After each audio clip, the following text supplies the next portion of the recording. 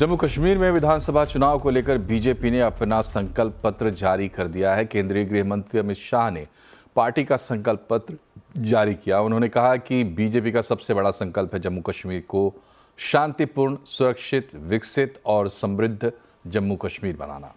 कांग्रेस पर निशाना साधते हुए अमित शाह ने कहा कि आर्टिकल 370 इतिहास बन चुका है, ये कभी लौट कर नहीं आ सकता।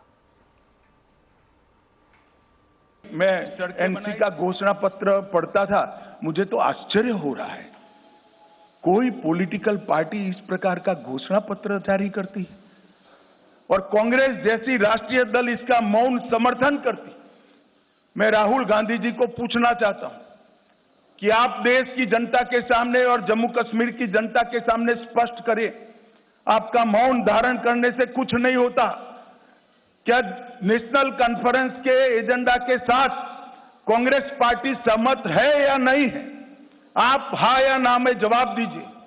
मुझे मालूम है वो नहीं देंगे, मैं बता देता हूं वो पूर्णतया सहमत है। क्या एजेंडा है? पत्थरबाजी की घटना करने वालों को हम छोड़ देंगे, टेररिज्म के केस में जो जेल में इन पर पुनर्विचार करेंगे, जो टेररिस्टों के सगे संबंधी पर कठोर कार्यवाही की है इस पर पुनर्विचार करेंगे, फिर से 2 झंडे प्रस्तावित करेंगे। क्या कांग्रेस पार्टी ये एजेंडा के साथ सहमत है? क्या आप 370 फिर से वापिस लाना चाहते हो? हमारा सबसे बड़ा संकल्प है शांतिपूर्ण, सुरक्षित, विकसित और समृद्ध जम्मू कश्मीर का निर्माण करना।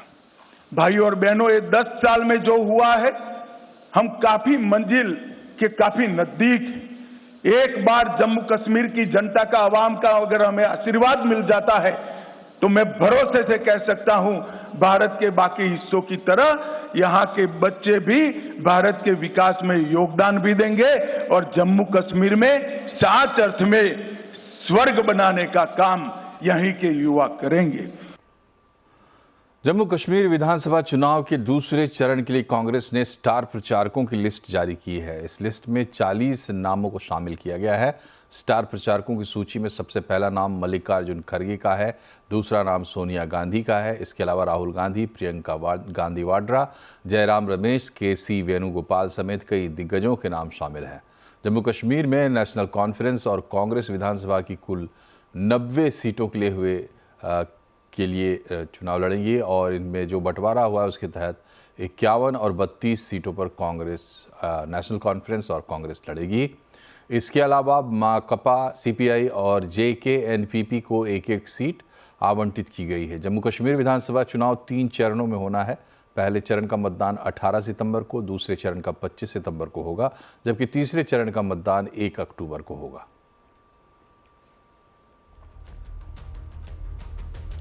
Web series IC-814 the Kandahar hijack को लेकर विवाद और चर्चा का बाजार गर्म है। क्या है इस कंट्रोवर्सी की वजह? आज आवाज अड्डा में इसी पर होगी बड़ी चर्चा, शाम 7:57 पर। पहलवान विनेश फोगाट और बजरंग पुनिया कांग्रेस के सियासी अखाड़े में उतर गए हैं। दोनों ही कांग्रेस में शामिल हो चुके हैं। कुछ देर पहले ही दोनों कांग्रेस में शामिल हुए। विनेश ने कहा कि लड़कियों और खिलाड़ियों की लड़ाई वो लड़ती रहेंगी। खबर है कि विनेश फोगाट हरियाणा के जुलाना से चुनाव लड़ सकती हैं और वहीं बजरंग पुनिया चुनाव नहीं भी लड़ सकते।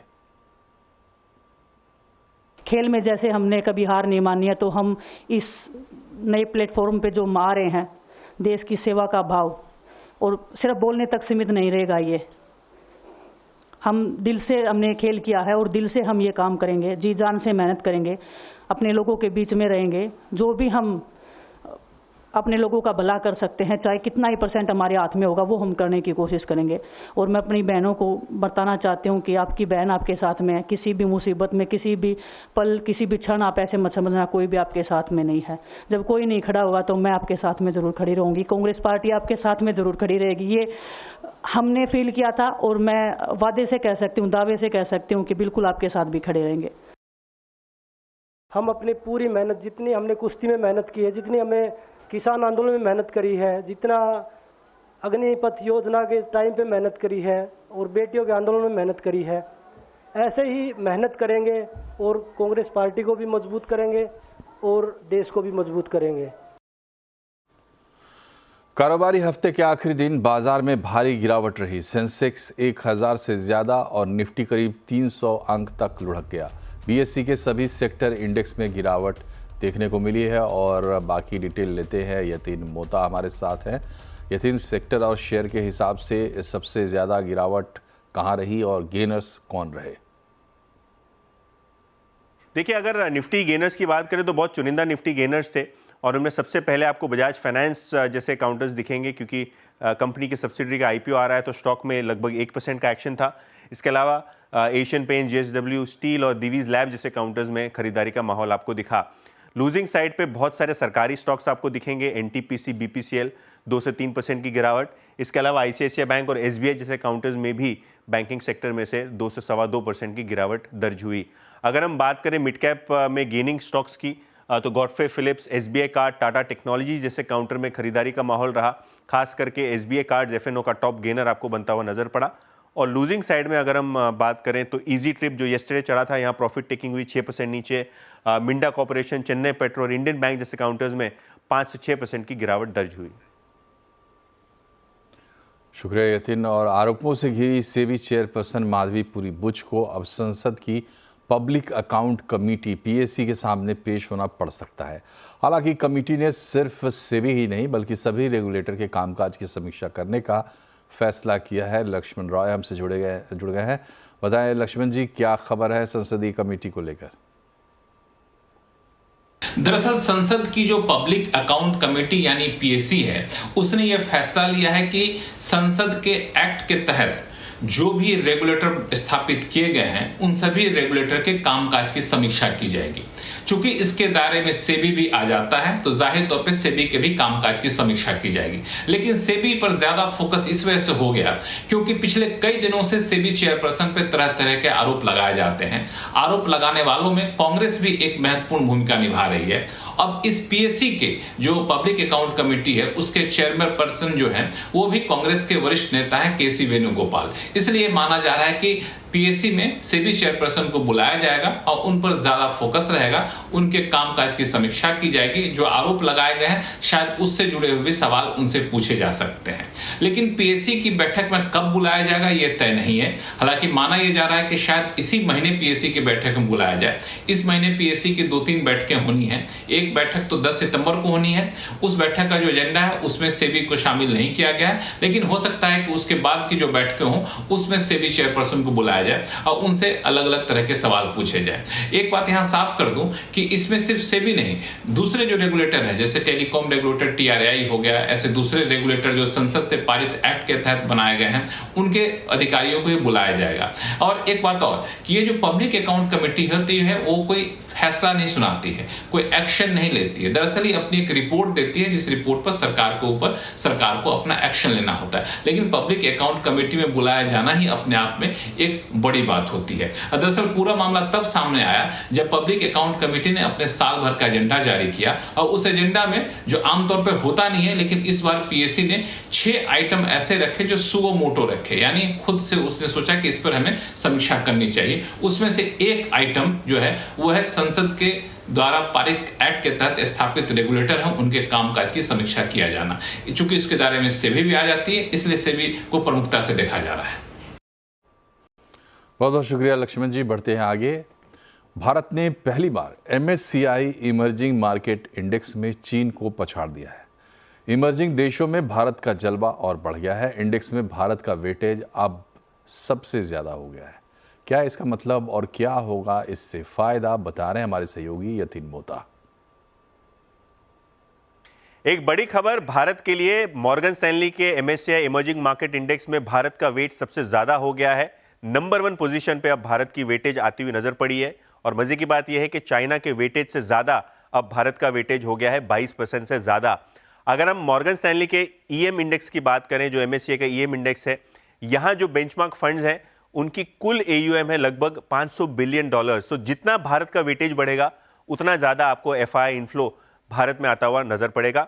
इनफैक्ट अगर हम वेटेज की बात करें तो चाइना को तो पछाड़ा ही है। और अगर हम ताइवान, ब्राज़ील जैसे दूसरे इमर्जिंग मार्केट्स की बात करें तो यहाँ भी आपको दिखाई पड़ेगा कि भारत का वेटेज उनके मुकाबले काफ़ी तेज़ी से बढ़ता हुआ नजर पड़ा है। अगर आप ग्राफिक्स पर नज़र करें तो 22.27% से भारत का वेटेज अब दिखाई पड़ रहा है आपको, जो सबसे ज़्यादा है।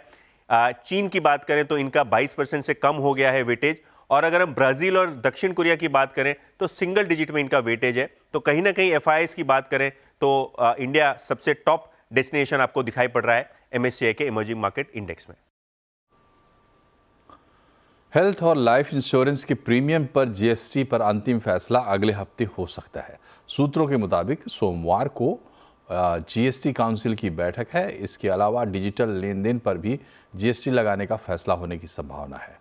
पूरी खबर बता रहे हैं आलोक प्रियदर्शी। बिल्कुल, देखिए, हेल्थ इंश्योरेंस और लाइफ इंश्योरेंस खरीदना जल्द ही सस्ता हो सकता है, क्योंकि अगले हफ्ते सोमवार को जो GST काउंसिल की अहम बैठक होने जा रही है उसमें हेल्थ इंश्योरेंस और लाइफ इंश्योरेंस के प्रीमियम पर GST दरों में कटौती पर फैसला हो सकता है। दरअसल जो सबसे ज्यादा संभावना है उसकी इस बात की है कि हेल्थ इंश्योरेंस में जो प्रीमियम सालाना 50,000 रुपए तक जमा करते हैं उसकी दरों को 18% से घटाकर 5% की जाए। हालांकि फिटमेंट कमेटी की तरफ से कई तरह के प्रस्ताव भेजे गए हैं जिस पर GST काउंसिल मंथन करेगा। इसके अलावा लाइफ इंश्योरेंस के जो प्रीमियम है उस पर यह फैसला हो सकता है कि जो प्योर जो टर्म इंश्योरेंस है उसको ही राहत दी जाए। इसके अलावा भी और कई सारे एजेंडे हैं जिसमें महत्वपूर्ण है कि जो पेमेंट एग्रीगेटर्स हैं उनकी सर्विसेज पर जो GST लगती हैं उससे किस तरह से राहत दी जाए, या उस पर जो GST है वो लगता रहेगा, क्योंकि पाइन लैब और रोजर पे जैसे कई सारी कंपनियां हैं जो कि सर्विसेज देती हैं डिजिटल ट्रांजैक्शन पे, और जो अभी नियम है वो उसके मुताबिक 2000 से जो नीचे के लेन देन है उस पर GST लगना चाहिए या नहीं लगना चाहिए, इस पर GST काउंसिल क्लैरिफिकेशन देगा। और हो सकता है कि इस पर जो पेमेंट एग्रीगेटर्स कंपनियां हैं उन पर 18% GST लगाने का फैसला हो जाए। इसके अलावा जो तीसरा बड़ा मुद्दा है वो है जो इन्फोसिस समेत कई सारी कंपनियां हैं जिनमें खासतौर से दिक्कतें हैं, ब्रांच जो ब्रांच और हेड ऑफिस की दिक्कतें हैं, जहां पे सर्विसेज लेते हैं वहां पर जो DGGI की तरफ से जो टैक्स नोटिसेस गई हैं वहां पर कुछ राहत की उम्मीद की जा सकती है, और साथ ही साथ जो फॉरेन एयरलाइंस उनको भी राहत मिल सकती है। तो कुल मिलाकर कई सारे एजेंडे हैं GST काउंसिल की बैठक पर, जिस पर सोमवार के दिन फैसला हो सकता है। 40 की उम्र के बाद लोगों को अक्सर नज़दीक का चश्मा, रीडिंग ग्लास लग जाता है। अब central drug standard control organisation ने नज़दीक की नज़र ठीक करने के लिए एक नई दवा को अप्रूव किया है। दवा का नाम है प्रेसव्यू। ये एक आई ड्रॉप है। इसे एक एक बूंद दोनों आंखों में डालना होता है, फिर अगले 5-6 घंटों के लिए नज़दीक की नज़र ठीक हो जाती है। लेकिन ध्यान रहे कि ये दवा इस्तेमाल करने से चश्मा परमानेंटली नहीं हटता, बल्कि थोड़ी देर के लिए चश्मे की ज़रूरत नहीं होती। लेकिन दवा के साइड इफ़ेक्ट्स भी हैं। लंबे समय तक इस्तेमाल करने से इसका ज़्यादा बुरा असर भी हो सकता है। इस दवा पर बात करने के लिए हमारे साथ हैं प्रगति आई सेंटर के MD डॉक्टर अनिल बिल्तोरिया। डॉक्टर साहब, आपका बहुत बहुत स्वागत है CNBC आवाज़ पर। ये जो नई दवा है प्रेसव्यू, ये क्या है, इस दवा में क्या है और ये कैसे असर करती है? सर, एक्चुअली 40 साल की उम्र के बाद हर इंसान को नज़दीक पढ़ने के लिए एक चश्मे की ज़रूरत पड़ती है। ठीक है सर। तो हम अभी तक तो सिर्फ ये था कि भी चश्मा लगाओगे तो नज़दीक का पढ़ पाओगे। अब क्या है, एंटोड फार्मा ने एक नई ड्रॉप निकाली है जिसका नाम है प्रेसव्यू। तो ये अगर ड्रॉप डालने के बाद थोड़ी देर के लिए आंखों में कुछ ऐसा चेंज आता है कि वो इंसान बिना चश्मे के पढ़ पाता है, जब तक कि इस दवाई का इफेक्ट रहेगा आंख में उतनी देर के लिए। डॉक्टर साहब, बताया जा रहा है कि भारत में ये अपने तरह की पहली दवा है, तो मतलब क्या ये नई दवा है? इसके कुछ साइड इफ़ेक्ट्स भी हो सकते हैं दवा के? सर, ये दवाई का नाम है पाइलोकार्पिन, जो पिछले 75 ईयर से हम आई सर्जन यूज कर रहे हैं ग्लूकोमा यानी कि काला मोतिया के लिए। तो पहली बात यह है कि ये कोई नई दवाई नहीं है, सिर्फ इसकी कॉन्सेंट्रेशन को थोड़ा सा कम करके इसको एक नया रूप दे दिया गया है। इसका क्या होता है सर, ये इसका एक साइड इफेक्ट है कि जब इसको हम डालते हैं आंख के अंदर तो उसमें माइनस का नंबर इंड्यूस हो जाता है, और जो नज़दीक का चश्मा होता है उसका नंबर हमेशा प्लस का होता है। एक रूल है, नज़दीक का नंबर रीडिंग ग्लासेस हमेशा प्लस में ही रहेंगे। अब क्योंकि ये माइनस का नंबर डाल देता है आंख के अंदर ये दवाई, तो वो माइनस का नंबर इस प्लस के नंबर को खत्म कर देता है, तो थोड़ी देर के लिए हम बिना चश्मे के पढ़ पाते हैं। तो पहली बात यह है कि ये कोई नई दवाई नहीं है, कोई ऐसा ब्रेक थ्रू इनोवेशन नहीं है ये। और दूसरी बात यह है कि इसका जो है असर टेम्परेरी है। अच्छा, दूसरा क्वेश्चन आपने पूछा कि इसका कोई साइड इफेक्ट है क्या। यस, हर दवाई के साइड इफेक्ट होते हैं, इसके भी साइड इफेक्ट हैं, जैसे कि टेम्परेरी, जैसे आंखों का लाल होना, आंखों में स्ट्रेन पड़ना, सिर में दर्द होना, चक्कर आना, इस तरह के। ये तो टेम्परेरी वाले हैं। कुछ ऐसे हैं जो लॉन्ग टर्म यूज करने के बाद होते हैं, जैसे कि आंख के रेटिना पे बैड इफेक्ट आना, यानी कि डिटैचमेंट ऑफ द रेटिना, जो काफी सीरियस है, और उसमें जो रेटिना है वो टीयर हो जाता है या हट जाता है अपनी जगह से। तो इसके अगर ऐसा होता है तो ये बड़ी सीरियस कॉम्प्लिकेशन होती है। जी, तो इसमें खास ध्यान देने वाली बात है। अच्छा डॉक्टर साहब, ये बताइए कि जिस तरीके से अभी ये छाई हुई है दवा हेडलाइंस में, तो लोगों को ऐसा लग सकता है कि अब तो चश्मा लगाने की ज़रूरत नहीं रहेगी, दवा खरीदो, आंख में डालो और चश्मा गायब। इस पर आपकी क्या टिप्पणी होगी? सर, बहुत इंपॉर्टेंट क्वेश्चन है आपका। मैं ये कहना चाहूँगा कि जिसको भी इस आई ड्रॉप को इस्तेमाल करना है वो पहले अपने आई सर्जन से मिले। आई सर्जन पूरी आई चेकअप करने के बाद उनको बताएंगे कि आप कितना फ्रीक्वेंटली इसको यूज कर सकते हो, दिन में 1 बार 2 बार, ये बिल्कुल नहीं। ये डिपेंड करता है आई की कंडीशन पे।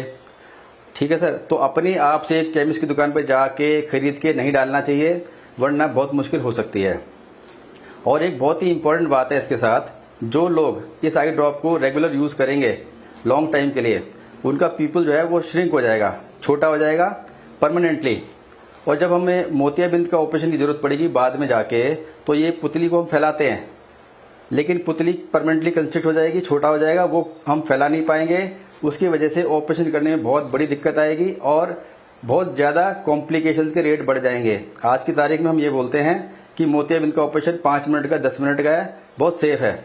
लेकिन अगर पीपल छोटा ही रहेगा, वो बढ़ेगा नहीं इस आई ड्रॉप के इस्तेमाल के बाद, तो फिर कॉम्प्लिकेशन के रेट बहुत बढ़ जाएंगे और हमारे लिए बड़ी मुसीबत हो जाएगी। तो इसलिए डायरेक्ट केमिस्ट से खरीद के दवाई का इस्तेमाल ना करें, ये मेरी रिक्वेस्ट है। क्योंकि बहुत सारे लोगों के दिमाग में सिर्फ ये है कि हम जाएंगे, नई दवाई आई है, डालेंगे और बिल्कुल पढ़ने लग जाएंगे हम बिना चश्मे के, पर ऐसा है नहीं। बहुत बहुत शुक्रिया आपका डॉक्टर साहब हमसे जुड़ने के लिए और इतने बहुमूल्य विचार देने के लिए। यहाँ हम रुकेंगे एक छोटे से ब्रेक के लिए, बने रहिए हमारे साथ क्योंकि खबरें अभी और भी हैं।